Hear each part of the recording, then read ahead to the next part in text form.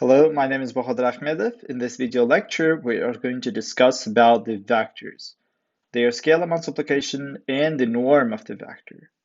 So if you remember previously, we discussed about the vectors and we defined the vector, a position vector, as a vector was the starting point at the origin, and the ending point is going to define the coordinates of this vector. So hey, this is going to be my vector. And the starting point of all of the vectors are going to be always at the origin. So if the ending point has the coordinates like a 5 and 5, let's say, then this vector is going to be denoted as a u with the two components 5 and 5. So, we are going to discuss about the scalar multiplication of the vectors. So let's assume that we're given another vector here. Let's say it was the coordinates like 4 and 1. So that is why this vector is going to be denoted as the 4 and 1. And I'm interesting to multiply these two vectors as a scalar multiplication. So if you remember, we used to have the scalar multiplication of the vectors in the calculus courses as well. So where if you are given two vectors, the scalar multiplication is going to be denoted as a dot product, and you're going to multiply every corresponding components to each other and simply add them. So while here in linear algebra, we're going to define the scalar multiplication of the U transpose to the V, or V transpose to the U. This is going to be called as the scalar multiplication. Scalar multiplication. So sometimes we call this multiplication as the inner matrix multiplication as well, inner matrix product. So if you're given U as the 5 and 5, and at the same time V as the 4 and 1.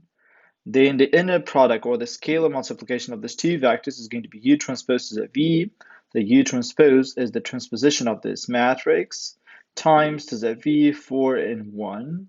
Okay, then I'm going to multiply the first two elements here. So this is going to be 5 times 4 plus the multiplication of these second two elements, 4 and minus 1. So in this case, it's going to be 5 times 1. So in total, it's going to be 25. So, well, this is the scalar multiplication of these two vectors. Please note that if you multiply the V transpose to the U, you are going to get the same answer. So it's going to be 4 and 1, 5 and 5. So it's going to be 4 times 5 plus 1 times 5, which is also going to be 25. So this multiplication is equal to this one, and the result of a scalar multiplication is a scalar. So that is why it is called a scalar. So the scalar, we basically are multiplying a vector to another vector and obtaining a scalar. Well, we are going to, so let's define the definition of the scalar multiplication in general case. So let's make a definition. So if you remember, we always say that, hey, the vectors are going to be denoted as the column vectors. So in order to save some space, I'm going to write down this vector, for example, as the 5 and 5 transposed. Or I can write this vector as the 4 and 1 transposed. So they're equal, but writing this down saves me a lot of space in a vertical direction, right? So I can write down everything horizontally. So let, we're given two vectors. Let U and V are two vectors in R-dimensional space. So it means that they have n components. So basically, U is going to be denoted as U1, U2, and so on, UN transpose. So this matrix is like, it has actually n rows in one column, right? Because I mean, transpose means it has one column. And V is given as V1, V2, and so on, Vn transposed, n by 1. So don't ask me why I'm writing all the vectors as a rows. Like we have decided to choose all the vectors as the column vectors. So U actually is like this. So this is the original U. So I'm just writing this U like this as a row transpose in order to save some space when I'm writing them. Okay. but like we are defining all the vectors in linear algebra using one column matrix. Okay, well, if u and v are given two vectors with the following components, then u dot v is equal to the v dot v transpose to the u, and this is equal to the u1 v1 plus u2 v2 plus and so on plus un vn. So this is called a scalar multiplication or so-called inner matrix multiplication. Okay, let's do one more exercise. Uh, One more example. So let's say you are given U with the components like a 3, 1, 2, and V as 5 minus 1, 9. So if I would like to multiply U to the V as a scalar multiplication, I need to multiply either U transpose to the V, either V transpose to the U. The U transpose to the V is going to be 3, 1, 2 times to the 5 minus 1, 9. So it's going to be 3 times 5, it's going to be 15. 1 times minus 1 is going to be minus 1. 2 times 9 is going to be 18. So this is going to be 32, right? So let's do one more exercise. So another example. So let's say U is given again at the same vectors. I'm going to rewrite this in a slightly mode, so a different mode. 3, 1, 2 transposed. Okay, so this vector is very much the same as this one. I'm just writing down them in a different forms only. So the V is given as 5 and minus 1. So if I ask you, hey, could you please tell me what is the U transpose to the V or V transpose to the U? You should say, hey, it is impossible to multiply them since they have two different dimensions. Okay, so well, U is a matrix with 3 rows and 1 column, right? And V is the matrix with 2 rows in 1 column. So the dimensions do not match, so we can just multiply these two vectors as the inner product, like a U transpose to the V or V transpose to the U. Well, this is about the scalar multiplications. There are lots of applications of the scalar multiplication, especially in physics and geometry. We're going to talk about this later on. So now we're going to define something which is called the norm of the vector, or the lengths of the vector. So the lengths or norm of a vector. So if we would have a rectangular coordinate system and a vector, so we could find the length of the vector using so-called Pythagorean theorem, right? So I'm going to draw a vector here. Let me draw this kind of vector. Okay, so this is going to be my x coordinates, the y coordinates. So let's assume that this is going to be here 5, and this is going to be here 2. So that's why this vector u can be defined as a matrix, right? So it was 2 rows and 1 column. And the elements of this matrix are 5 and 2. So what I would like to do is I would like to find the lengths of this vector. So if you remember Pythagorean theorem, so it's basically here. So this is going to be, I've created this kind of right angle triangle right here. So this is a triangle. And if I know the two sides, I can find the length of the third side. So the length of this side is equal to the 5, which is going to be simply the first component of this vector. The length of this side is going to be equal to the 2, which is simply the second component of this vector. So if I would like to find the length of the u, so the length of the u is equal to 5 in the square plus 2 in the square from the square root, right? So we are going to denote mathematically the length of the u, a so-called norm of the u. So this is called the norm of u.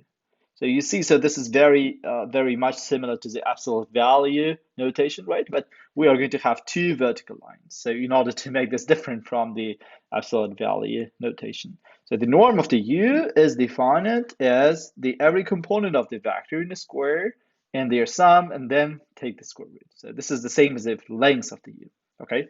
So let's define this. Let's write down the definition.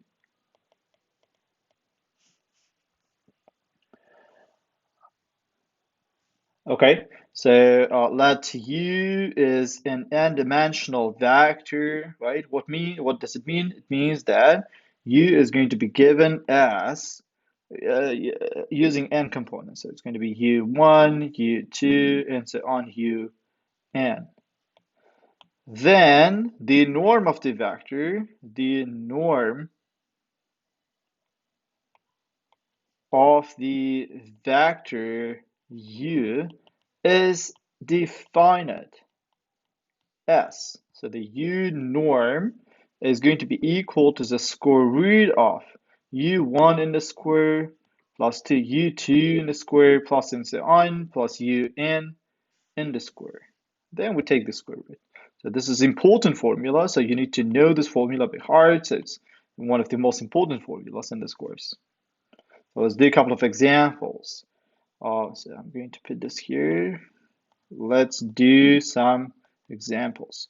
So let's say U is given as the vectors 3, 1, 9, let's say, transpose, right? Because we are always be given the vectors with one column and like n rows. So in this case, 3 rows and one column, but I can just write this down as a transpose version. So in this case, the norm of the U vector is going to be the square root of the first component in the square plus the second component in the square plus the third component in the square. So this is going to be equal to the 9 plus 1 plus IT1. So which is going to be equal to the square root of 91. So we can just write down a couple of more examples. Let's say minus 5, 1, 4, 2, transpose. Then the norm of the V vector is going to be equal to the minus 5 in the square plus 1 in the square plus 4 in the square plus 2 in the square. So if you sum up everything, it's going to be 25 plus 1 plus 16 plus 4, which is actually a square root of 46. Okay, so it's really important to define what is a norm, but it has also some properties. So properties of the norm.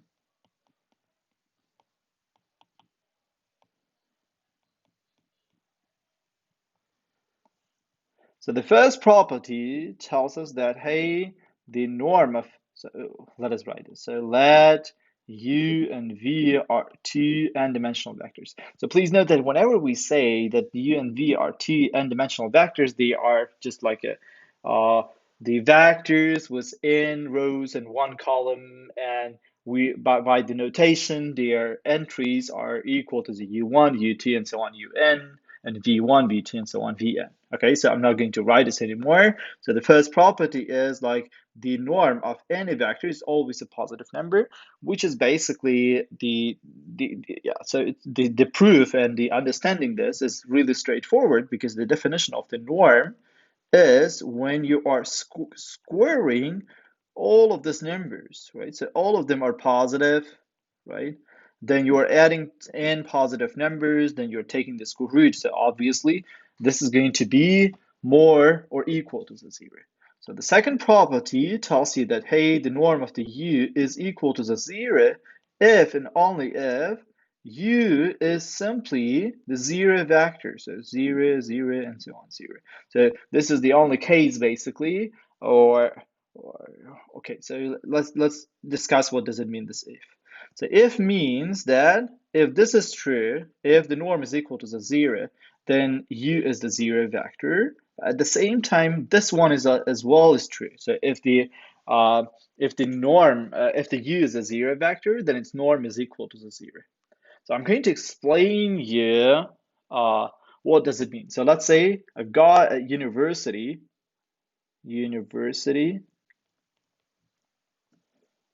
and so inside the university, so I've got two departments, like let's say like engineering,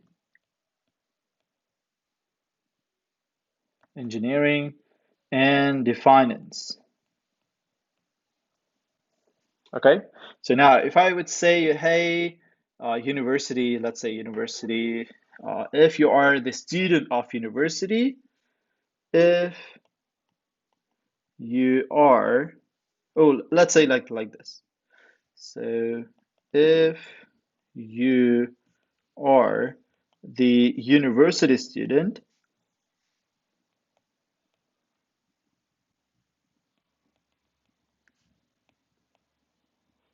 Oh, let me write this, vice versa. So if you are the student of engineering department, a student of the engineering, so this engineering department, right? So engineering department, then you are the student of the university, student of the university, right? So what does it mean? Like it means like if this is true, then this one is true. Okay, but if I'm just keeping this if and then prepositions, and I'm just basically changing these two statements, like you are the student of engineering department and you are the student of university. So let's just change them and just copy paste, so copy, rewrite the sentence again one more time. Okay, so I'm basically just substituting this sentence to here and this sentence to here after the then. Okay, so let's just substitute this. So if you are the student of the student of the university, then you are the student of the engineering department. Okay, so you see, so I wrote down this sentence, this statement, and this statement, and I've just changed it. There are positions. So previously, like if you are a student of the engineering department, then you're the student of this university, right? And if you're the student of this university, then you are the student of engineering department. So if you are a student of this university, then you're the student of the engineering department, which is false, right? So this is not true for all the cases, because you might be a student of the finance department as well, right? So basically, so this is false. Okay, so what does it mean? It means that you've got just two statements, let's say like the statement A and the statement B, and you've got like this kind of structure, like if A is true, then B is true. Okay, at the same time we can write down if B is true, then A is true, right? So if so both of these things works, then we usually put this this if thing, like it means like if and only if. Okay, so it means that it works in both of the directions. Okay, so if you are basically substituting these two sentences and putting the if and then like differently, so this is going to work. So while here, this is an example where it doesn't work. Okay, so mathematically, so in mathematics, it's really important to know, because sometimes A is true, but B is false. Okay, so it doesn't work in one of the directions. So whenever it works in both of the directions, then we usually put this abbreviation if with the double F. It means like if and only if.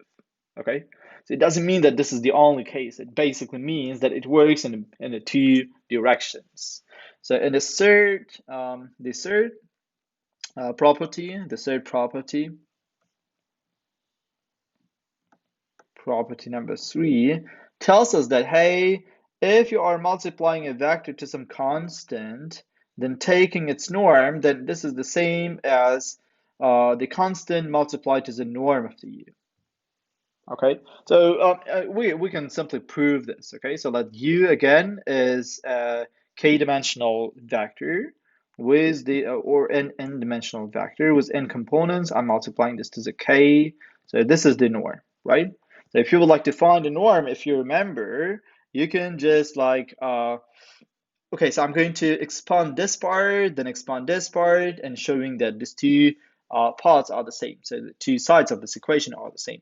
So k times all the components of the u is going to be the norm of this vector, so ku1 and so on, ku2, un, sorry, right?